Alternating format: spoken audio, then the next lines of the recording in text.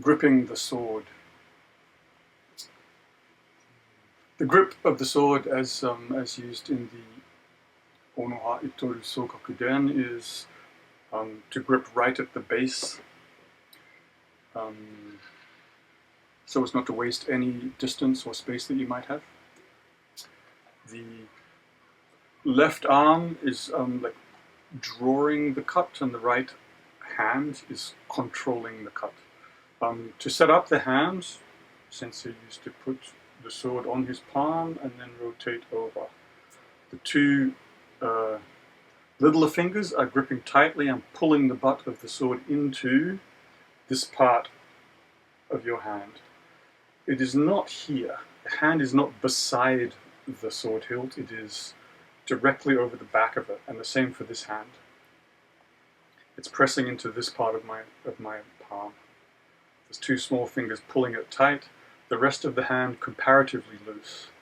You want a combination of grip and softness. The image that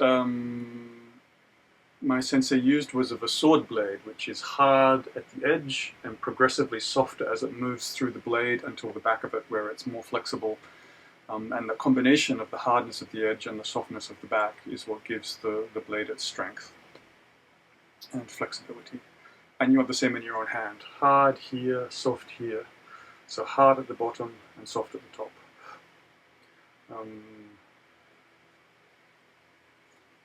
The grip is to control the weight of the sword. You wish the sword to become part of your body, and if the grip is loose, then there's a tendency to do all of your swordsmanship with your wrists. If you do it that way, you cannot access the power of the rest of your body. And secondly, if you're wearing armor, there's often a limited range anyway, and so you'll find that you can no longer do things that you could do with your quick hands when the body is armored up. Consequently, the idea of distributing the workload across the entire body, both in terms of the strength that you can draw out of structure and out of soft tissue, and the speed that you can draw out of organizing and using all of your joints at the same time, kind of requires that you don't overuse any one joint.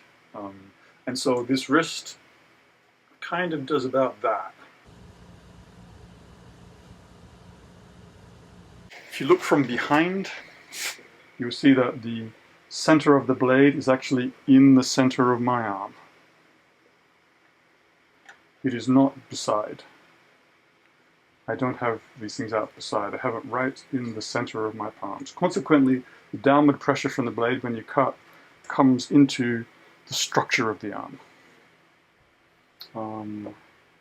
If you hold your hands to the side like this, you're absorbing most of the weight of the sword and the momentum of the cut into your thumbs and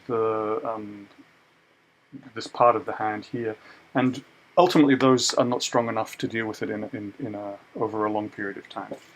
So all of the weight comes into your body. That kind of grip also forces you to really articulate the chest. You can see this in the kasumi no kata, kasumi, right? Where because the hand is gripped in that fashion, you can't do the whole thing with your fingers. You have to begin to articulate this part of your body and the hip joints as well. It's not necessary to know that, by the way. I've had students who, certainly because I told them to grip in a certain way, over time automatically began to articulate more fully throughout the chest, the hips, and the legs. The result of a good grip is what's known in Japanese as a te-no-uchi, the inside of the part of the hand. Te-no-uchi as a phrase often means a strong grip. Takeda Sokaku famously had a vice-like grip that could cause a lot of pain when he wished it to, and heavy, strong hands. But it also means articulated hands. One of the things my sensei said about the grip was that with the right hand, you threw from the back of the hand and you caught with the front of the hand. But he didn't mean some big movement like this. He meant inside your grip, there is a kind of rhythmic movement from the back to the front, so that you couldn't actually see it from the outside. But the inside of the hand, the soft tissue and muscle of the inside part of the hand, is both strong and articulate. The taka no tsume, the eagle's claw, eagle's grip, I guess, which we use in jiu-jitsu, where we push this part of the hand into a pressure point while gripping the wrist, for example, is an example of that. There is strength and precision in the way the inside of the hand is articulated. The asagao as well, which looks like you are simply opening your fingers, is actually more than that, an opening of the palm area. And my sensei used to say that a drop of water should run down your palm, down your wrist if you get this right, meaning that the inside here is closed in this direction and in this direction, and that the fingers are an extension of this articulated palm. The only real way to develop that is to grip, as I said, and do a lot of kata, do a lot of suburi. One of the earliest training sheets that I recall, training practices being given to me in the form of a sheet translated to English by one of my senpai, Rod, I think, was something like, do 10,000 practice cuts and then think carefully about how your palms are developing. Then do another 10,000 practice cuts and think carefully about what's happening on the soles of your feet and how they are beginning to articulate.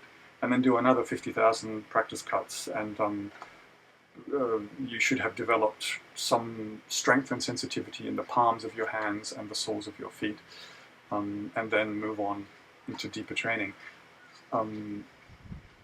So let the sword itself teach you how to manipulate the inside of your palms is one way to restate that.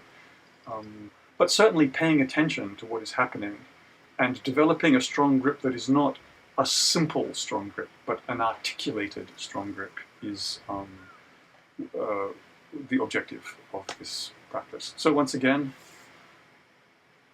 put the sword on your palm, turn it over, close from the bottom to the top, strongest at the bottom, lightest at the top, and again in the other hand, strongest at the bottom, lightest at the top, and cut from the chest.